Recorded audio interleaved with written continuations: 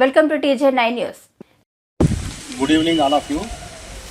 District Malaria Officer Dr. B.R. Ambedkar Koనసీమ District ఈ రోజున జీవేమవరం కేసులూరు పిహెచ్సిలు సందర్శించడం జరిగింది. మెడికల్ ఆఫీసర్స్తో మరి డిస్కస్ చేయడం జరిగింది.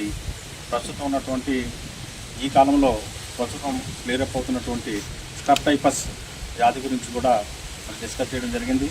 అదేవిధంగా స్టాఫ్ మెంబర్స్ అందరికీ కూడా స్టెప్టైఫస్ గురించి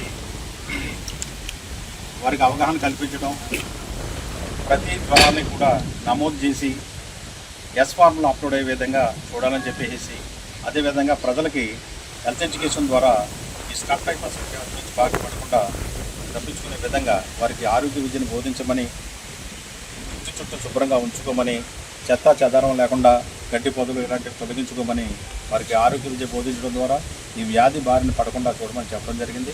అదేవిధంగా ఫ్రైడే డే కార్యక్రమం కూడా మరి నిర్వహించడం ద్వారా దోమ యొక్క లార్వాలని నిరోధించడం ద్వారా మరి దాని ద్వారా వచ్చే వ్యాధులు మలేరియా, డెంగీ, చికెన్గున్యా లాంటి వ్యాధులను కూడా నిరోధించడానికి అవకాశం ఉంటుందని, ఫ్రైడే డేను సక్రమంగా మరి నిర్వహించమని చెప్పేసి కూడా స్టాఫ్ అందరూ కూడా తెలియజేయడం జరిగింది.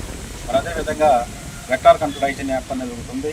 దాని ద్వారా ఏఎన్ఎంస్ వెళ్ళిన చోట మరి ఉన్నటువంటి పరిస్థితులను మనం అప్లోడ్ చేయడం ద్వారా అది సెక్రటరీ లాగిన్లోకి వెళ్ళి వాటిని క్లియర్ చేసే విధంగా ఒక అవకాశం ఉంది.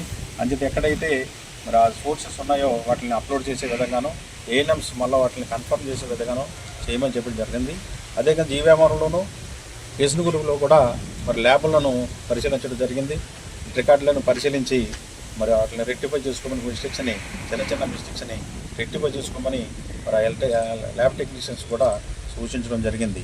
అదేవిధంగా ప్రజలందరూ కూడా ఈ వ్యాధి గురించి కంగారు పడకుండా తగు జాగ్రత్తలు తీసుకోవడం ద్వారా, ఇంటి చుట్టూ శుభ్రంగా ఉంచుకోవడం ద్వారా వారి యొక్క ఆరోగ్యాన్ని కూడా మరి కాపాడుకోవచ్చని, ఈ వ్యాధి గురించి ఆందోళన చెందక్కర్లేదని, ఎక్కడైతే జ్వరాలు వస్తున్నాయో ఖచ్చితంగా ఆసుపత్రిని సందర్శించి ట్రీట్మెంట్ తీసుకున్నట్లయితే వ్యాధి గురించి భయపడక్కర్లేదని అందరికీ కూడా కోరుతున్నాను.